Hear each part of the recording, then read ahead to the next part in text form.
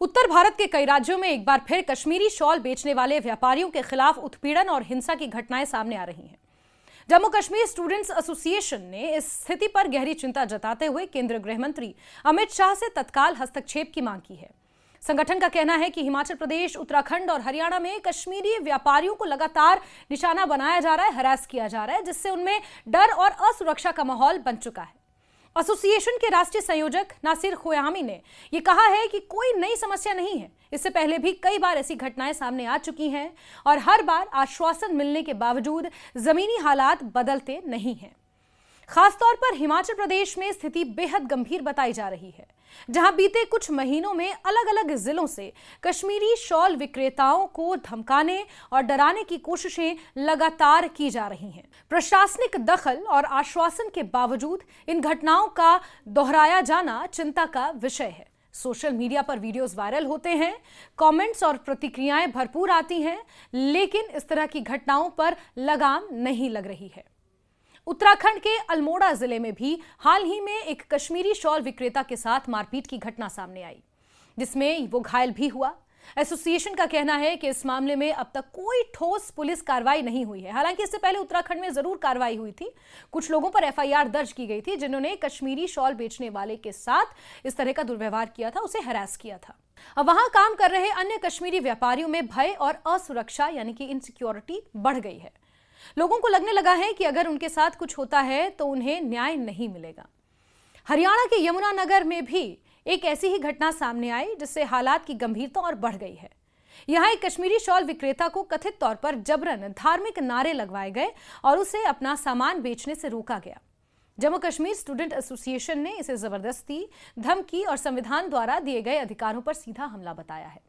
संगठन का कहना है कि किसी भी नागरिक को उसकी रोजी रोटी कमाने से रोकना और उसकी पहचान के आधार पर अपमानित करना देश की एकता और सांप्रदायिक सौहार्द के बिल्कुल खिलाफ है। नासिर खोयामी का कहना है कि कई मामलों में या तो एफआईआर दर्ज करने में देरी हो जाती है या फिर दर्ज ही नहीं होती। कई जगहों पर आरोपियों की गिरफ्तारी नहीं हुई और ना ही कोई सख्त कार्रवाई देखने को मिली। इसका नतीजा ये हुआ कि हमलावरों के हौसले बढ़ रहे हैं और पीड़ितों में डर बैठता जा रहा है। हजारों कश्मीरी शॉल विक्रेता जो ईमानदारी से मेहनत करके अपना गुजारा करते हैं, आज अपने सम्मान, सुरक्षा और रोजगार को लेकर चिंतित हैं। ये परंपरा कोई नई नहीं है। दशकों से इसी तरह सर्दी के मौसम में कश्मीरी विक्रेता अलग अलग राज्यों में कश्मीर, कंबल, इस तरह की चीजें बेचने के लिए जाते हैं। ये एक परंपरा रही है। एसोसिएशन ने यह भी बताया कि इन घटनाओं की वजह से कई कश्मीरी व्यापारी मानसिक तनाव में हैं और कुछ को मजबूरी में इन राज्यों को छोड़कर वापस जाना पड़ रहा है। इससे न सिर्फ उनकी आजीविका प्रभावित हुई है, बल्कि उनके बच्चों की पढ़ाई, उनका सामाजिक सम्मान भी खतरे में है। संगठन का मानना है कि यह समस्या केवल कुछ व्यक्तियों तक सीमित नहीं है, बल्कि इसके दूरगामी असर देश की सामाजिक एकता पर असर डाल सकते हैं। जेकेएसए ने चेतावनी दी है कि अगर इस तरह की घटनाओं को समय रहते रोका नहीं गया और दोषियों को सजा नहीं मिली, तो इससे कश्मीरियों में अलगाव और अविश्वास की भावना गहरी हो सकती है।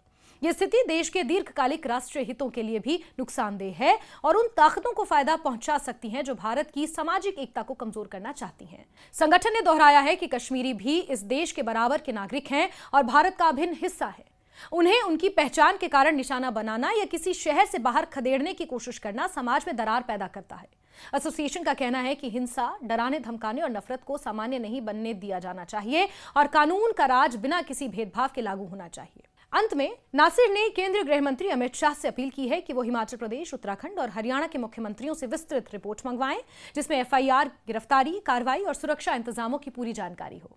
उन्होंने दोषियों के खिलाफ समयबद्ध और सख्त कार्रवाई, जवाबदेही तय करने और कश्मीरी व्यापारियों की सुरक्षा के लिए ठोस व्यवस्था लागू करने की मांग की है। उनका कहना है कि भारत की असली ताकत उसकी विविधता में एकता है और इस भावना पर कोई भी हमला पूरे देश पर हमला है।